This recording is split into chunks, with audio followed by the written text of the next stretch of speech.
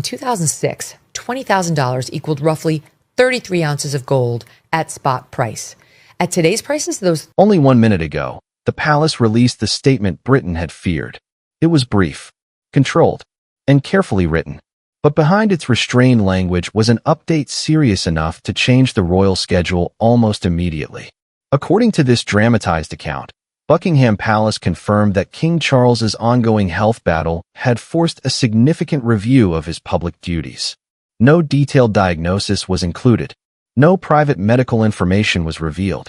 And there was no announcement of abdication, permanent incapacity, or a transfer of the crown. Yet the effect inside the palace was immediate. Senior advisors were contacted.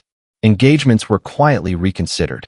Urgent calls reportedly went out to Prince William, Princess Anne, and Queen Camilla. The official wording attempted to project stability. But the sudden movement behind palace walls suggested that this was not an ordinary treatment update. Why had the statement been released now? Why were senior royals being drawn into the response? And why had several upcoming commitments reportedly disappeared from the calendar without explanation? The palace said less than the public wanted to know, and that silence created its own kind of alarm. Because royal statements are rarely defined only by what they include. They are often defined by what they carefully leave out. But the most devastating detail was not written in the announcement. It was hidden in what the palace suddenly canceled. And when William saw the revised schedule, he reportedly understood exactly what it meant. Royal health statements are almost never written to satisfy public curiosity. They are written to control it. Every phrase is measured. Every omission is deliberate. And every medical detail is filtered through privacy, protocol, and the need to prevent panic. That is why the statement felt different. According to this dramatized account, the palace did not simply refer to King Charles's continued treatment. It also began preparing the public for changes in his responsibilities. That shift mattered. Routine medical updates usually reassure the country that the monarch remains engaged, informed, and capable of continuing with adjusted duties. But this announcement appeared to go further. Senior royals were reportedly being drawn into planning. Prince William's schedule was under review. Princess Anne was being consulted. Queen Camilla's role was being reassessed. And language connected to constitutional continuity had begun appearing behind the scenes. No diagnosis had been expanded upon. No prognosis had been released. And no one had confirmed that the king's condition had suddenly deteriorated. But the palace was no longer speaking only about treatment. It was speaking about what would happen if Charles could not maintain his normal pace. That distinction changed everything. Because the issue was no longer simply whether the king could attend his next engagement. It was whether the monarchy could continue operating smoothly if his absence became longer, less predictable, or more demanding than expected. William's involvement made the situation impossible to ignore. As the heir, any sustained reduction in Charles's workload would naturally push greater responsibility toward him. Anne's involvement suggested that the palace was not only considering public appearances, it was considering practical continuity. And Camilla's position became more complicated with every passing hour. Was she being asked to protect Charles from overwork? Or prepare to represent him more frequently? The palace had tried to sound calm. But the machinery behind the statement suggested urgency. Then one word reportedly appeared in the internal briefing. A word the palace had avoided using for months. And once William saw it, the health update no longer looked temporary. The word was contingency. On its own, it did not confirm the worst. It did not mean abdication. It did not mean the king was stepping aside. And it did not mean a permanent transfer of royal authority had begun. But inside a palace briefing, that word carries weight. Because contingency planning begins when officials can no longer rely on the normal schedule continuing exactly as expected. According to this dramatized account, advisors were now preparing for the possibility that King Charles might need a longer period of reduced activity. That could mean fewer public engagements, more duties delegated to Prince William, a greater operational role for Princess Anne, and selected appearances carried out by Queen Camilla on the king's behalf. The challenge was not only practical, it was psychological. How could the palace prepare William without making him appear eager for the throne? How could Charles accept support without suggesting that his reign was weakening? And how could the family reassure the country without pretending that nothing had changed? The monarchy had entered a dangerous communications trap. If officials said too little, rumors would fill the silence. If they said too much, ordinary preparation could be mistaken for the beginning of a transition. William reportedly understood the danger immediately. Every additional briefing he attended would be noticed. Every engagement he accepted could be interpreted as evidence that he was moving closer to the crown. And every absence by Charles would intensify the same question. Was this only temporary? Or was the palace quietly preparing for a future it was not ready to name? Then one major engagement disappeared from the king's schedule. It was not ceremonial. It was not optional. And Charles had reportedly refused to miss it before. That cancellation changed the meaning of the entire update. The cancelled engagement was not a minor appearance. It was the kind of duty the king had previously insisted on maintaining, even while treatment continued. According to this dramatized account, Charles had viewed that engagement as proof that his illness had not removed him from public life. So when it quietly disappeared from the schedule, senior royals immediately understood that something had changed. The palace explanation was deliberately restrained. Medical advice, additional recovery time, a temporary adjustment. But the vagueness only intensified concern, because this was not simply another garden party or ceremonial visit. The cancellation affected responsibilities that required preparation, constitutional awareness, and direct involvement from the monarch. Almost immediately, officials began reorganizing the calendar. Prince William was asked to remain available. Princess and staff were contacted. Queen Camilla reportedly pressed for more engagements to be removed before Charles could object. That created tension. Charles did not want the public to see a king retreating from duty. He feared that one cancellation would quickly become a narrative of decline. But those closest to him were beginning to worry that his determination to remain visible was now creating a different kind of risk. The more he tried to prove nothing had changed, the harder recovery could become. William reportedly studied the revised schedule and noticed something unsettling. The cancelled engagement was not standing alone. Several smaller commitments had also been reduced, delayed, or reassigned. Individually, each change could be explained. Together, they formed a pattern. The palace was no longer protecting a single day of rest. It was creating space around the king. And behind closed doors, doctors were not the only people asking Charles to slow down. His own family had reached the same conclusion. Prince William was reportedly summoned with almost no notice. At first, he expected a routine update about the king's revised schedule, a few additional engagements, a temporary redistribution of duties, perhaps another request to remain available while Charles recovered. But the briefing went much further.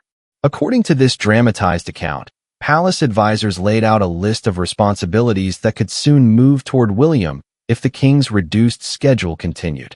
State briefings, high-level meetings, national ceremonies, private constitutional updates, and public appearances designed to reassure the country that the monarchy remained stable. William listened carefully, but his first concern was not the crown. It was his father. He reportedly asked whether Charles's condition was stable. The answer was cautious. The king was continuing treatment. He remained engaged. He was still making decisions. But the palace could no longer assume that he would be able to maintain the same pace in the weeks ahead. That distinction unsettled William, because stable did not necessarily mean unchanged, and continuing treatment did not mean the pressure had passed. William also understood what a heavier royal workload would mean for Catherine and the children. More duties would mean more time away from home, more scrutiny, more public speculation, and more questions about whether he was quietly stepping into a role no one had officially announced. He reportedly made one point clear. He would support the king. He would accept additional responsibilities.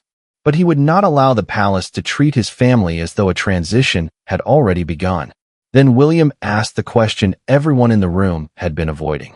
Did Charles genuinely believe he could return to a full schedule? The answer changed the atmosphere immediately. Because before William had even been consulted, the king had already approved one decision that would alter the balance of royal duties. The decision was not an abdication. It was not a permanent transfer of power, and it did not change the line of succession. But it did confirm that the palace was preparing for a period in which King Charles could not carry the full weight of the royal schedule alone. According to this dramatized account, Charles had approved a temporary redistribution of duties. Prince William would begin taking on more high-level engagements. Princess Anne would absorb additional operational responsibilities. Queen Camilla would continue representing the king at selected public events, and the palace would review the arrangement regularly as treatment continued. Charles reportedly framed the move as practical support, not retreat, not surrender, support. He wanted the monarchy to remain visible, stable, and active even if his own schedule had to be reduced. But William immediately saw the danger. Every duty he accepted would be watched. Every appearance would be interpreted. And every time Charles was absent, the same question would grow louder. Was William simply helping his father? Or was he already being prepared to take his place? Charles understood the concern, but he refused to let public speculation control the palace response. He reportedly told William that the crown could not appear uncertain simply because one person needed time to recover. The institution had to keep moving. Still, the conversation carried an emotional weight neither man could ignore. William was being asked to prepare without appearing ambitious. Charles was being asked to accept help without appearing diminished. And both knew the public would read meaning into every decision. Then advisors raised one final responsibility, a duty they believe should also be delegated. Charles refused immediately. He would reduce his schedule. He would accept support. But there was one role he was not prepared to surrender under any circumstances. The responsibility was symbolic, but it was not merely ceremonial. It represented authority, continuity, and Charles's determination to remain visibly present as king. According to this dramatized account, advisors recommended that one of his most important constitutional duties be temporarily handled by Prince William. The suggestion was practical. It would reduce pressure on Charles. It would allow the schedule to continue without interruption, and it would reassure officials that no urgent matter would be delayed. But Charles rejected the proposal immediately. He was willing to cancel public appearances. He was willing to shorten meetings. He was willing to delegate selected engagements. But he was not prepared to surrender the duty that, in his mind, most clearly proved he was still carrying the crown. William understood the symbolism. He also understood the risk. The responsibility required concentration, preparation, and the ability to respond calmly under pressure. If Charles pushed himself too far simply to prove he remained in control, the gesture meant to reassure the country could create even greater concern. Camilla reportedly urged him to reconsider. She had seen the exhaustion more closely than anyone, and was more direct. She warned that determination could become dangerous when it stopped listening to reality. Charles reacted defensively. He did not want his treatment to become the defining story of his reign. He feared that once one central duty moved permanently toward William, the public would assume the transition had already begun. The room was divided again. Was Charles protecting the dignity of the monarchy? Or was he protecting the appearance of strength at the expense of recovery? Then Princess Anne asked the question no advisor had been willing to put to him directly. And for the first time, Charles had no immediate answer. Princess Anne did not soften the question. She asked Charles whether he was protecting the monarchy, or protecting the appearance that nothing had changed. The room went still. According to this dramatized account, no advisor had been willing to challenge the king so directly. Charles had accepted fewer engagements. He had agreed to rest between appearances. He had allowed William and to carry more of the public burden.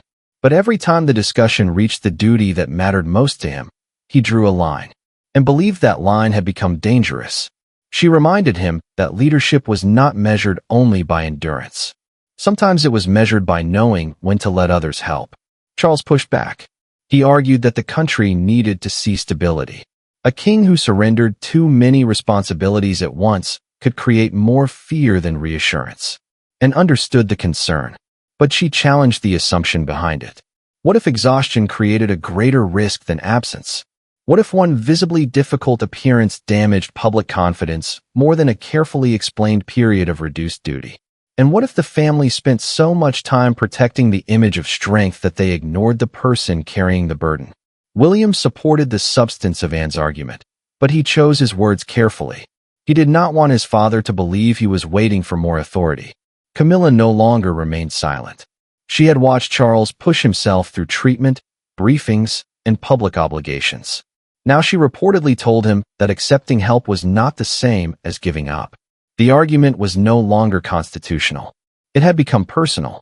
Charles feared that stepping back, even temporarily, would become permanent in the public imagination, and answered with the sentence that changed the discussion. Preparation is not surrender. Refusing help is not strength. For the first time, Charles appeared to consider that his determination might be increasing the uncertainty he was trying to prevent. But Anne's challenge was only the beginning, because Camilla had been carrying a private fear of her own, and she was finally prepared to say it aloud. Camilla had remained measured throughout the discussion. She had supported the revised schedule. She had encouraged Charles to rest. And in public, she had continued to project calm.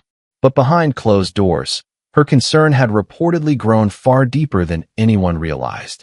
According to this dramatized account, Camilla had watched the strain build day by day. The shortened meetings, the canceled engagements, the effort required to appear unchanged, and the pressure Charles placed on himself every time the palace attempted to reduce his workload. Her fear was not that he had lost control of the monarchy. It was that he was demanding too much from himself in order to prove that he had not. Camilla reportedly told the room that recovery could not happen while every quiet day was treated as a public relations problem. Charles resisted. He did not want illness to become the defining image of his reign. But Camilla argued that pretending nothing had changed was creating a different story, one of constant pressure, secrecy, and visible exhaustion. She reminded him that every appearance now carried two burdens: the official duty itself, and the expectation that he must look strong enough to silence every rumor. William listened without interrupting. For the first time, he understood that Camilla's concern was not about influence, position, or palace strategy. It was personal.